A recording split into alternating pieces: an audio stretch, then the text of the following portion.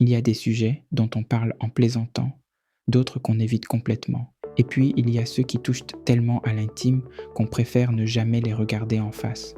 La masturbation masculine fait partie de cela. Presque tous les hommes y ont été confrontés un jour. Très peu ont vraiment compris ce que ça faisait à leur corps, à leur esprit, à leur rapport au désir. On a tous entendu des phrases absurdes à ce sujet. Ça rend sourd, ça rend faible, c'est malsain. Ou à l'inverse, c'est forcément bon, naturel, sans aucune conséquence. Et comme souvent avec les sujets intimes, la vérité se situe loin des caricatures. Aujourd'hui, je veux qu'on parle de masturbation masculine sans morale, sans tabou, sans peur, mais aussi sans naïveté. Pas pour culpabiliser, pas pour encourager aveuglément, mais pour comprendre. Car oui, la masturbation est l'un des comportements sexuels les plus répandus chez l'homme. Elle existe depuis toujours. On l'observe même dans le monde animal. Et pourtant, c'est aussi l'un des sujets les plus chargés de honte, de croyances fausses et de confusion. Selon l'époque, selon la culture, la masturbation a été tour à tour ignorée, diabolisée, médicalisée, puis banalisée à l'extrême. Il y a eu un moment dans l'histoire où elle a été considérée comme une maladie mentale, un comportement dangereux qu'il fallait surveiller, contrôler, empêcher. Puis est venue la libération sexuelle, avec une autre promesse. Fais ce que tu veux, il n'y a aucun impact. Mais là encore, c'est trop simple. La vraie question n'est pas « Est-ce que la masturbation est bonne ou mauvaise ?» La vraie question, c'est « Dans quelles conditions, à quelle fréquence, avec quel état d'esprit et avec quelles conséquences réelles ?» C'est exactement ce que nous allons explorer ensemble. Dans cette vidéo, je vais t'expliquer ce que la science dit réellement sur la masturbation masculine, ce qu'elle peut apporter, mais aussi ce qu'elle peut abîmer quand elle devient automatique, compensatoire ou mal comprise. Et oui, je répondrai aussi à cette vieille question qu'on a tous entendue au moins une fois dans notre vie. Est-ce que la masturbation rend sourd, reste bien jusqu'à la fin? Si ce type de contenu posé, honnête et sans jugement, t'aide à mieux comprendre ton fonctionnement d'homme, alors abonne-toi. Ici, on ne cherche pas à choquer, on cherche à clarifier. On continue. On me pose souvent cette question. À quel âge est-ce que ça commence? Dans l'imaginaire collectif, la réponse est simple. Chez les garçons, tout commencerait à l'adolescence, au moment où les hormones sexuelles se réveillent, où la testostérone augmente, où le désir devient plus présent, plus envahissant. Et c'est vrai, en partie. À la puberté, quelque chose change profondément. Le corps réagit plus fort, les sensations deviennent plus intenses et surtout, le plaisir commence à s'inscrire dans une dynamique de désir, de fantasme, de projection vers l'autre. Mais la réalité est plus subtile que ça. La masturbation peut apparaître bien avant l'adolescence. Chez certains enfants, dès 4 ou 5 ans, on observe des comportements d'autostimulation, pas par sexualité au sens adulte du terme, mais par curiosité corporelle. Et c'est là qu'il faut être très clair. Avant la puberté, le corps n'est pas encore gouverné par les hormones sexuelles. Le cerveau n'est pas encore structuré pour transformer une sensation agréable en désir sexuel dirigé vers l'autre, vers une relation, vers une intention sociale. Un jeune enfant qui explore son corps ne se pose pas de questions morales. Il ne cherche pas à séduire. Il ne reproduit pas un comportement sexuel au sens adulte. Il ressent simplement quelque chose d'agréable et il l'explore, comme il explorerait n'importe quelle autre sensation.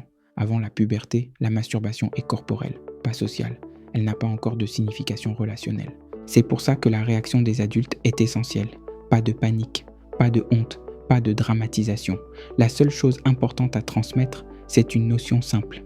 Certaines choses relèvent de l'intime et se vivent dans un espace privé, sans peur, sans menace, sans culpabilité. Il n'existe pas d'âge normal pour commencer. Et il n'existe pas non plus d'âge pour arrêter. Contrairement à ce que beaucoup d'hommes croient, la sexualité ne s'éteint pas définitivement avec le temps. Elle change, elle fluctue, elle connaît des pauses. En consultation, j'entends souvent des hommes dire « je crois que c'est fini pour moi ». Puis, des mois ou parfois des années plus tard, ils reviennent avec un autre regard. En fait, c'était juste une phase. Le désir ne disparaît pas, il se met parfois en veille. La masturbation, comme la sexualité en général, n'obéit pas à un calendrier rigide. Elle accompagne les cycles de la vie, les périodes de stress, de fatigue, de reconstruction, de renaissance. Et comprendre ça, c'est déjà enlever beaucoup de peurs inutiles. Pourquoi se masturbe-t-on vraiment? Si on prend un peu de recul, la question n'est pas si mystérieuse. Pourquoi un homme se masturbe-t-il?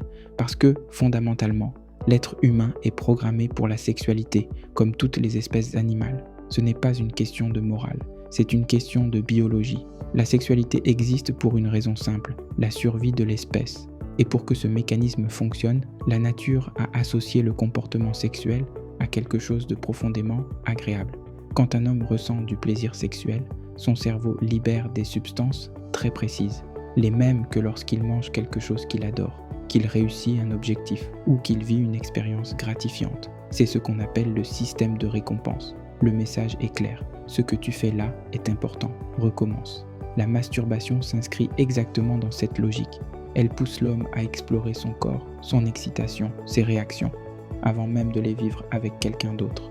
Bien sûr, on peut se masturber simplement pour le plaisir immédiat, mais dans l'immense majorité des cas, chez l'homme, la masturbation vise un objectif précis, l'orgasme et l'éjaculation. Quand on dit « il s'est masturbé », on sous-entend presque toujours qu'il y a eu orgasme. Les formes de masturbation sans orgasme existent, mais elles restent marginales.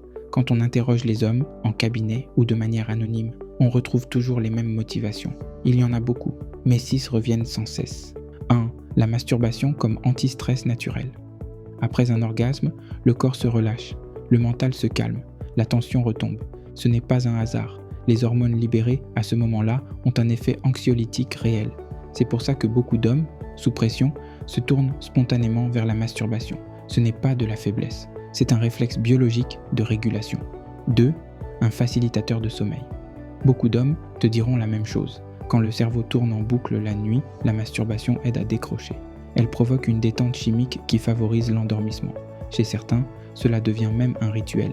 Le problème n'est pas la masturbation en soi, mais le moment où elle devient la seule porte de sortie pour dormir. 3. L'ennui. C'est rarement dit, mais c'est l'une des raisons les plus fréquentes.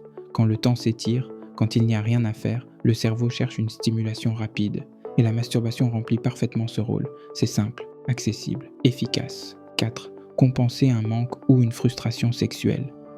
Chez les célibataires, c'est évident. Quand le désir n'est pas vécu dans une relation, ils cherchent une autre voie. Mais même en couple, la masturbation peut apparaître quand la fréquence sexuelle est insuffisante ou quand les rythmes de désir sont différents. C'est souvent là que naissent les malentendus. Certains partenaires pensent « s'il se masturbe, c'est que je ne lui suffise pas », alors que bien souvent, ce n'est qu'un ajustement, pas un rejet. 5. Apprendre à mieux contrôler son excitation. La masturbation est aussi un espace d'apprentissage. C'est là que beaucoup d'hommes apprennent à sentir la montée de l'excitation, jouer avec les sensations, contracter ou relâcher les muscles pelviens. Ce qui est compris seul peut ensuite être transféré dans la relation sexuelle. 6. Explorer ses sensations. La masturbation permet des choses que le rapport sexuel ne permet pas toujours. Tester des rythmes, des pressions, des zones spécifiques. C'est une exploration intime, parfois plus fine que dans le rapport à deux. Et les dangers pour la santé ? Ici, il faut être clair. Problèmes urinaires ou génitaux ? Non, aucun lien démontré. Problèmes de fertilité ? Non plus. La seule nuance, si un homme éjacule plusieurs fois juste avant un rapport destiné à la conception, le volume de sperme peut être temporairement réduit. Mais ce n'est pas un danger. C'est une logique physiologique. Cancer de la prostate, c'est même l'inverse. Des études montrent qu'une fréquence régulière d'éjaculation est associée à un risque réduit. Problème psychologique, la masturbation n'en crée pas. Mais elle peut devenir un refuge quand quelque chose ne va pas. Et là, le problème n'est pas la masturbation. Le problème, c'est ce qu'elle vient anesthésier. Et cette fameuse question, est-ce que la masturbation rend sourd ? Non.